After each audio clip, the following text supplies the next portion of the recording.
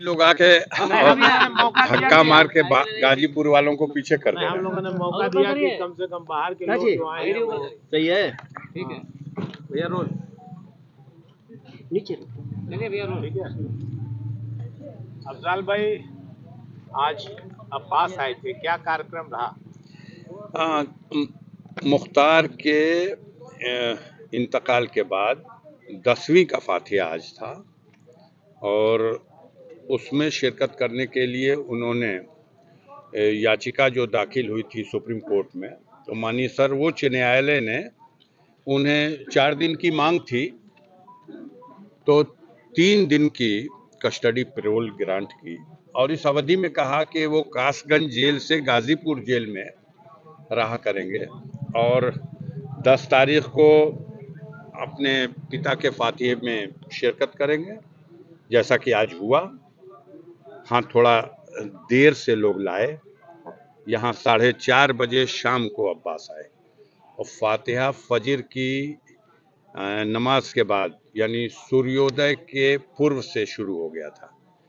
तो कहीं न कहीं माननीय सर्वोच्च न्यायालय का वो जो आदेश था उसको लागू अपनी तरह से किया इन लोगों ने कि हम जय बजे से चाहें शुरू करें। बहरहाल मगरिब बाद रोज़ा रमज़ान आज आखिरी दिन था, ईद का चांद भी दिख गया, तो अफ्तार करने के बाद आकर के यहाँ फातिहा पढ़ा गया। अब्बास ने फूलों की चादर अपने पिता और अपने दादा दादी की मज़ार पे चढ़ाई, मिट्टी डाली और कुरान की तिलावत हुई, फातिहा पढ़ा। अफ्तारी में अब्बास शामिल रहे? जी, अफ्तारी में अब्बास हाँ शामिल रहे? हाँ, अफ्तारी तो वहीं घर पे।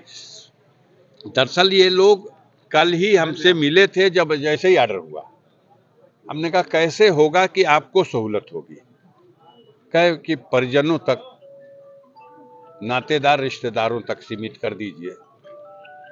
हमने देखा था कि जो मुख्तार की जिस दिन मिट्टी आई थी और उनके दफन के बाद मिट्टी देने के सवाल पर जो एक थोड़ी देर के लिए नाखुशगवार वाकया पेश आया, तो हम भी नहीं चाहते थे कि हम लोग गम के इस मौके पर कोई ऐसी चीज़। हाँ,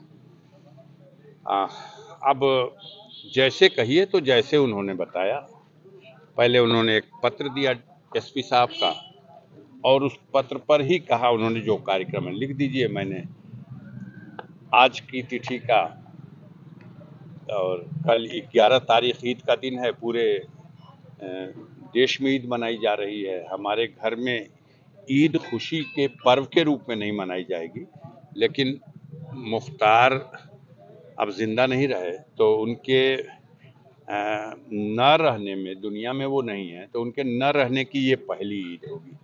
तो ऐसे मौके पे सारे खानदान और रिश्ते नाते और अपने हमदर्द लोग आते हैं, एक तरह से तसल्ली पुरसा देने, गमों को बांटने के लिए, और वो एक ईद की रस्म हो जाती है। तो वो भी लिख दिया और फिर 12 तारीख को मुख्तार को दफन किया गया है। यहाँ मौत तो हो गई थी 28 तारीख को, लेकिन दफन से जोड़ा जाता है तो दफन हुआ 30 तारीख को, तो उससे 12 तारीख जो है वो 13वां दिन है। हम लोग तीजे का फातिहा करते हैं जो उनकी मग़फ़िरत के लिए दुआ होती है।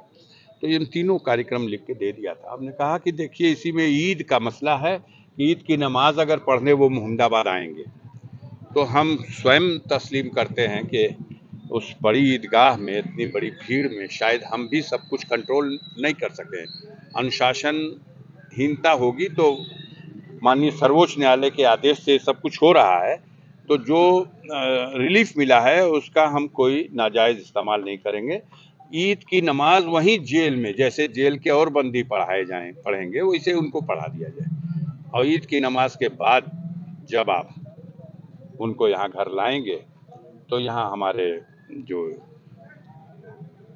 कस्बे के आसपास के लोग जो मिलने जुलने वाले आते जाते हैं, पहली ही ईद ऐसी है जब मुख्तार अंसारी इस दुनिया में नहीं रहे, तो वो एक गम के शक्ल में होगी। उस मौके पर मुख्तार का बेटा मौजूद रहेगा, बड़ा बेटा है, तो लोगों से मिलजुल लेगा। माननीय सर्वोच्च न्यायालय ने कहा भी है कि अगर कोई स्पेशल प्रोग्राम न भी हो तब भी उनको उनके परिजनों से मिलवाया जाए।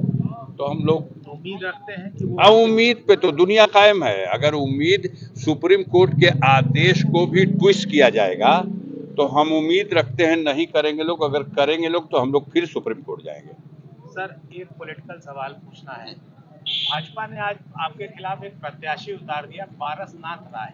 हमारे ही खिलाफ क्यों भैया? भारतीय जनता पार्टी ने अभी गाजीपुर आप से ही लोकसभा का जी आप ही एक कैंडिडेट है, आप ही घोषित है इस वक्त, तो इसलिए कहा। तो भारतीय जनता पार्टी ने एक प्रत्याशी दे दिया, उनको जानते पहचानते हैं, कैसी लड़ाई मानते हैं? अब हमने कई अभी देख रहे थे झा साहब को, तो कहे हमें फोन करके पूछना पड़ा कि ये कौन है। फिर आप ही में से कोई सज्जन उनको इंटरव्यू कर रहे थे और उन्होंने पूछ लिया कि आप टिकट मांगने वालों में थे, तो बड़े ईमानदारी से उन्होंने कहा कि मैंने टिकट न मांगा था न मैं उस कतार में था। तो ये तो दरिया दिली है देने वालों की। उन्होंने उस पार्टी ने उस संगठन की दरिया दिली है। और आप सब जानते हैं कि चमत्कार होता है बीजेपी में। एक चमत्कार इसी तरह से एक बार दरिया दिली दिखाई गई थी 2009 के चुनाव में, फिर एक बार दरिया दिली दिखाई गई है। बाकी गाजीपुर की जनता की अदालत में फैसला होना है। हमको पहले से डिक्लेयर किया गया था।